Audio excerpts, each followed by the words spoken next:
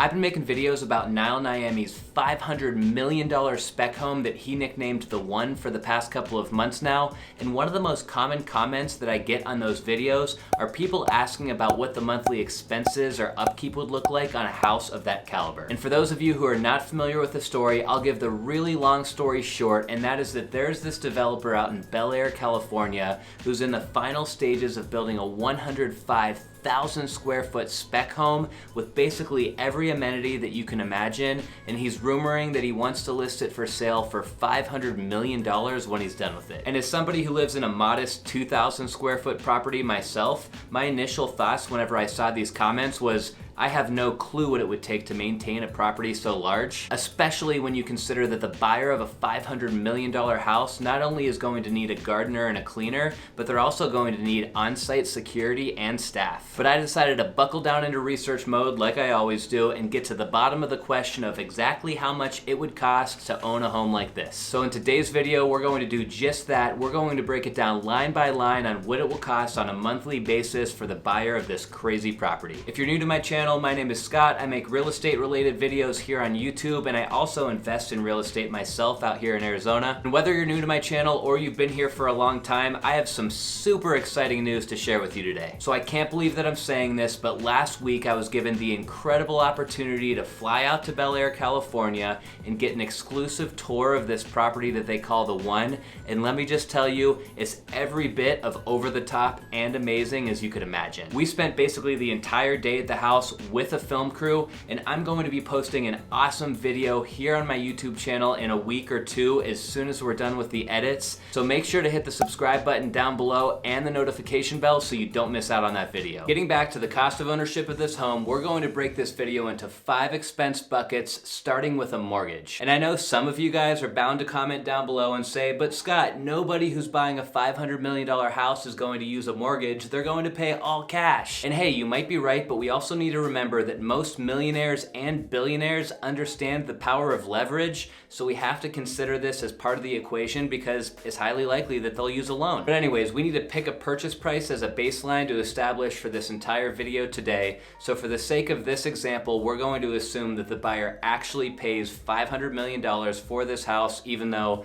we all know that it'll probably sell for less than that. I've taken out a ton of mortgages already in my lifetime, but I've never even thought about taking a loan out on a property of this size, so I had to go to Google really quick to see if that was even possible. As it turns out, there are a handful of banks and investors out there who will lend on these super jumbo properties to qualified buyers if needed. So let's mock up the mortgage just like we would any other mortgage, and we'll assume the buyer pays $500 million for the house. Then we'll assume they put 25% down, which is $125 million. That leaves them with a loan of $375 million. A super jumbo loan like this one probably isn't going to get you a rate in the 3% range, so just for a round number for this example, let's assume that the buyer gets an interest rate of 4%. So let's check out this mortgage calculator on Google, which by the way is a great tool for anybody who's shopping for a house. And there you have it.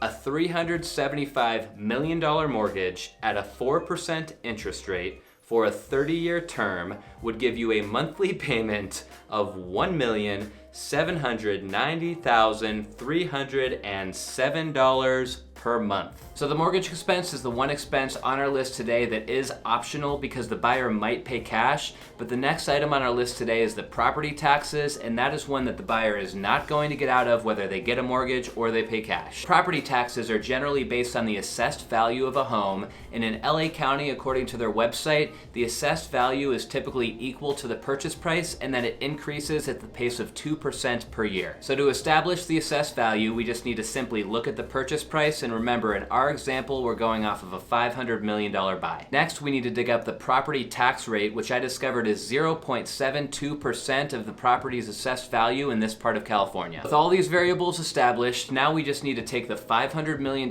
purchase price / assessed value, and then we apply the tax rate of 0.72%, and that gives us a total tax assessment annually of $3,600,000 or $300,000 $600 per month. So even if you bought this property cash and you never stepped foot in it and you didn't hire a staff and maybe you were brave enough to not even get an insurance policy, you still would be stuck with a $300,000 per month expense the day you closed on the place. Homeowners insurance is the next expense that we need to consider today. Now, technically, if you own your home outright, meaning that you paid cash and you did not take out a mortgage, you do not have to carry a homeowner's insurance policy, but it would not be wise to opt out of insurance, especially if you own a property like the one. According to Bankrate, the average homeowner's insurance premium in the US is $1,312 annually, which is $109 per month. Insuring a property like the one, though, is going to cost way more than the average for a couple reasons.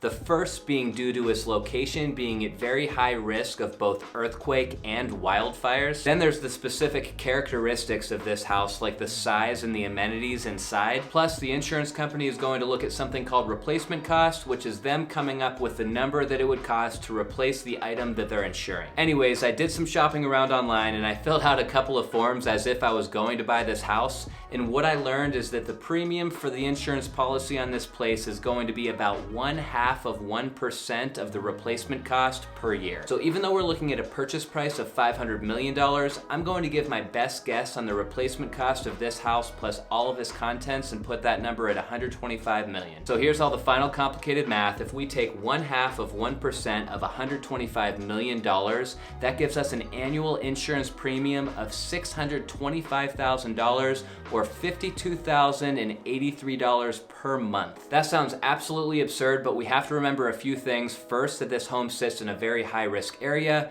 Second, the home is hillside, so it's going to be very expensive to rebuild or replace. And then third, it's going to be filled with a bunch of super expensive high-end furniture and art. Let's talk about utilities next, and I have to admit that this was probably the hardest one for me to predict because it's impossible to know exactly how much of the house will be used by the buyer and how often they're going to live there. But let's go off the assumption that the buyer of this house is going to live in the house full time, meaning that they're going to need to run the air conditioning and use the electric and the water and the other utilities just like a regular family would. The power bill is for sure going to take up the majority of the expenses here, and Los Angeles residents pay a pretty high rate of 18 cents per kilowatt of power that they use. Now, I happen to know a handful of people who live in the same general area as the one, and they've shared with me that their utility bills for electric and water run on average about $750 per month, and these are for homes that are in the 3,500 square foot range. So this means that theoretically, if you're going to use the one just like any other full-time residence,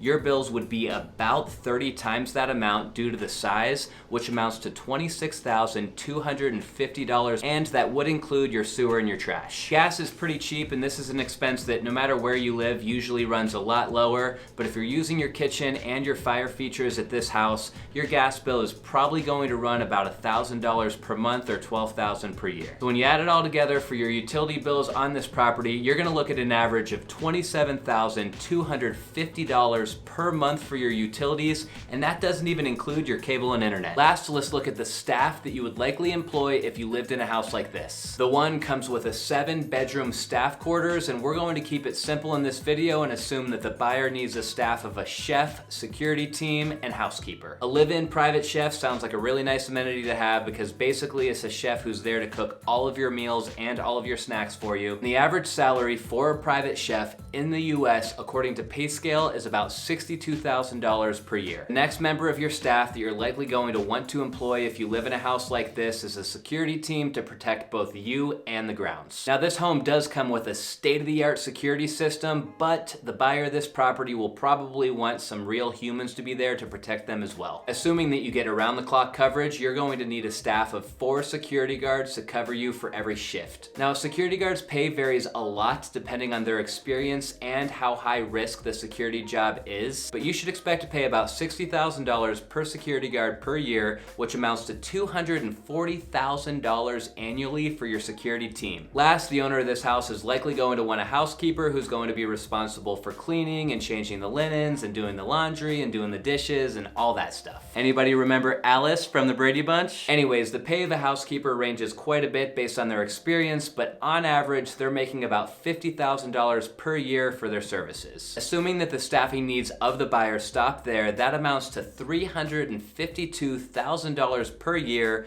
or $29,300 $1,233 per month to employ your entire staff. Realistically though, you're going to be paying much more than that because not only are you going to have to take care of the utility bills on the staff quarters, but you'll want to be feeding all of them around the clock as well, but we won't worry about those details in this video. I knew that it wasn't going to be cheap to live in a 105,000 square foot house in one of the most expensive parts of the world, but I'm not going to lie, this is even worse than I imagined. Adding up the tax bill of $300,000 per month, then the insurance bill of $52,083.33 per month, plus the utilities, which are gonna run you $27,250 per month, and then last those staff salaries, which are gonna run you another $29,333 per month, you are going to be left with a monthly expense burden of $408,666.33 to own this house, and that's assuming that you pay all cash. So on an annual basis, that's almost $5 million